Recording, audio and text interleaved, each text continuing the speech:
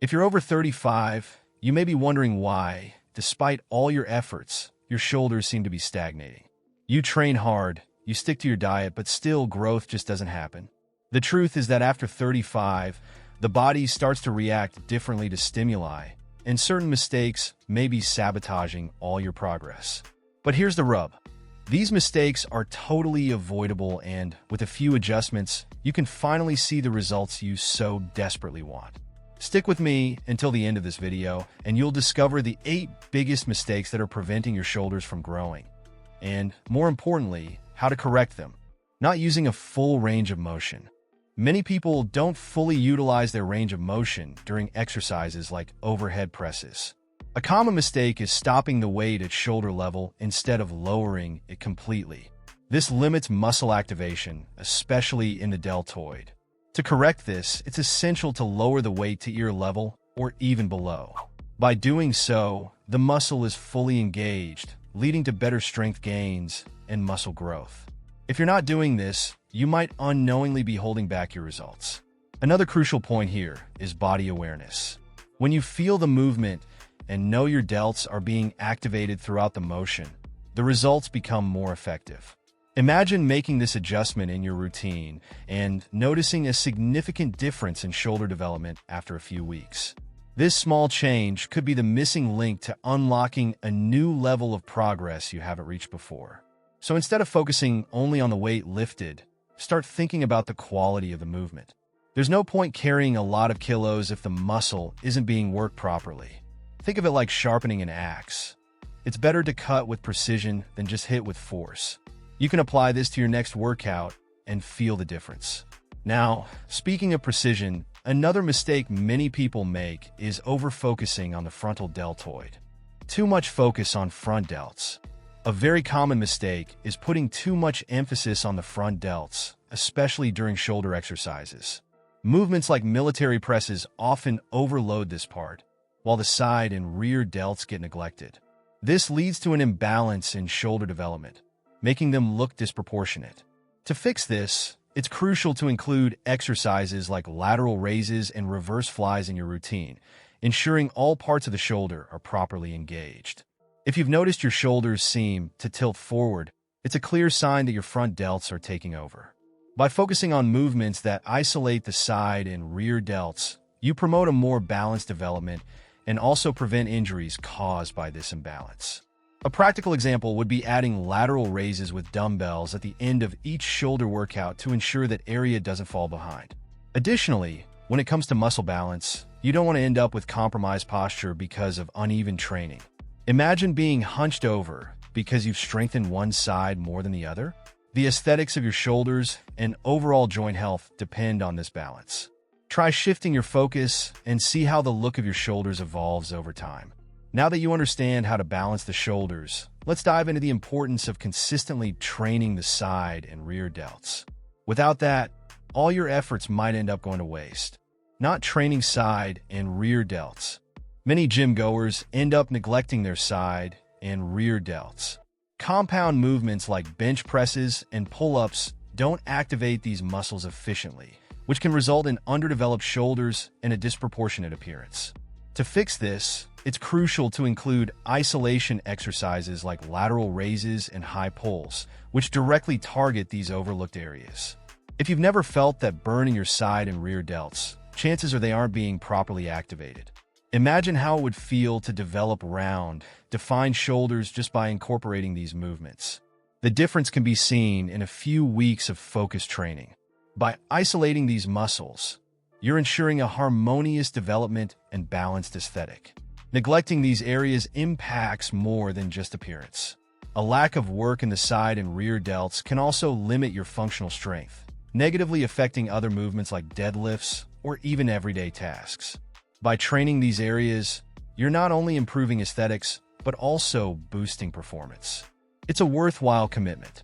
Now that you understand the importance of focusing on the side and rear delts, let's talk about the order of training and why leaving shoulders for last could be a big mistake. Training shoulders late in your workout. A lot of people make the mistake of leaving shoulder training for the end of their workout after exhausting larger muscle groups like the chest.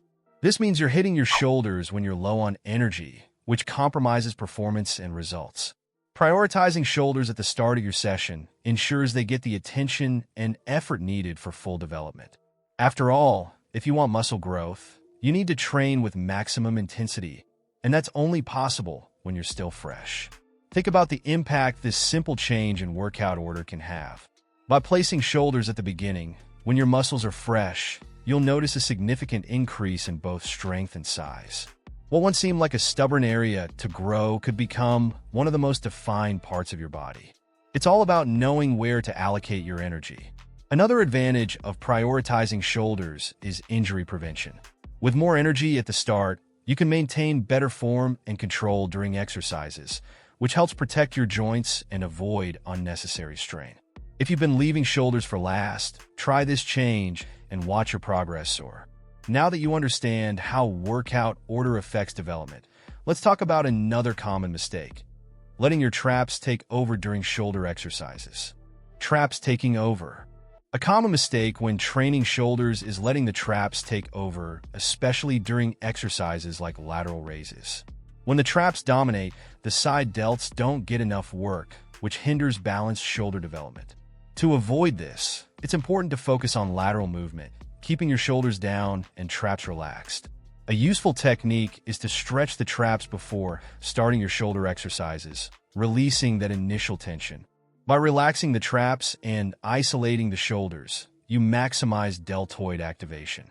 Imagine the difference this makes in your workout, allowing the right muscles to do the heavy lifting, not the ones that are naturally dominant.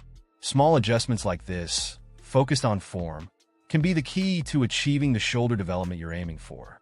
Try this in your next session and see how your shoulders respond much more effectively. Another aspect is mental control during the movement. Focusing on feeling the target muscle work is crucial. If you notice the traps kicking in, stop, adjust your posture, and start again. It takes practice and discipline, but over time, you'll see a significant improvement in how you execute these movements. Now that you've learned how to stop your traps from stealing the show, let's talk about the importance of progressive overload and how it can make all the difference in shoulder growth. Lack of progressive overload. Progressive overload is the key principle behind muscle growth, and when it comes to shoulders, it's no different. People often get comfortable using the same weight and doing the same number of reps, which prevents the muscles from being challenged enough to grow. To ensure progress, you need to gradually increase the weight or the reps. Small increments can make a huge difference over time, forcing your body to adapt and, in turn, grow your shoulders. Imagine being stuck at the same strength level for weeks or even months and realizing your shoulders aren't progressing. The solution is simple.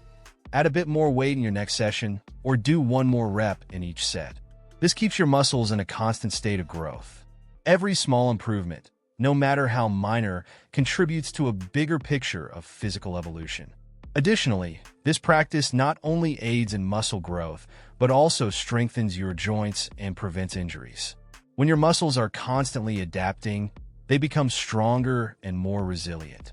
Without progressive overload, you risk falling into a cycle of stagnation where results are minimal. Avoid this by gradually adding challenges to your workout. Now that you understand the importance of challenging your muscles with progressive overload, let's move on to another crucial factor for growth: training volume. Not enough training volume. Training volume is directly linked to muscle growth. And when it comes to shoulders, many people aren't doing enough sets and reps. If you're doing too few sets per week, your shoulders might not be getting the necessary stimulus to grow. Increasing volume, whether by adding more sets or more reps, is an effective strategy for breaking plateaus and seeing real progress. This means you need to plan your workouts to ensure your shoulders are being worked sufficiently throughout the week. Imagine doing the same number of sets and reps for months and wondering why your shoulders aren't growing. The answer might lie in insufficient volume. Try increasing the number of sets or adding specific shoulder exercises like lateral raises or dumbbell presses. This simple adjustment can transform your workout and your results. In addition to ensuring that your training volume is adequate, it's important to distribute that volume wisely throughout the week. Training shoulders with intensity just once may not be enough to stimulate the necessary growth. Spread the training over 2 or 3 days and notice how this impacts your muscle development. Now that you understand the importance of training volume, let's talk about a crucial factor outside the gym: nutrition. Not eating enough calories and protein. A common mistake that prevents shoulder growth is not eating enough calories and protein. When your body doesn't get the necessary fuel, there simply isn't enough energy or nutrients to promote muscle growth. If you're in a calorie deficit or not consuming enough protein, your shoulders won't have the resources to fully develop. To maximize growth, it's essential to be in a slight calorie surplus and ensure adequate protein intake, which should be around 1.6 to 2.2 grams per kilogram of body weight. Now, imagine dedicating yourself in the gym, adjusting your training volume and intensity, but your results still don't show as expected. The answer might lie in your diet, or rather, in the lack of proper nutrients. To fix this, start monitoring your calorie and protein intake. Include high-quality protein sources like chicken, eggs, and fish in your meals. This ensures your muscles have the building blocks needed to repair and grow. Furthermore, it's not just about quantity, but also quality. Eating the right calories from nutrient-dense foods makes all the difference. Avoid empty calories and focus on foods that provide not only energy, but also promote health and well-being. A healthy diet, rich in protein and quality calories, will speed up your progress and optimize the results of your shoulder workouts. Now that you know the main mistakes that are preventing your shoulders from growing, it's time to apply all this knowledge to your training routine. Which of these mistakes will you correct first? Sometimes a small change can be what you need to finally achieve the progress you're looking for. So don't put it off. Start now and see the difference in your next workouts. And if you want to keep evolving and learn more about how to improve your performance, subscribe to the channel. Oh, and don't forget to check out our latest video on how to go from 0 to 10 fixed bars in no time when you're over 35. It'll come in handy and will definitely help you get to the next level.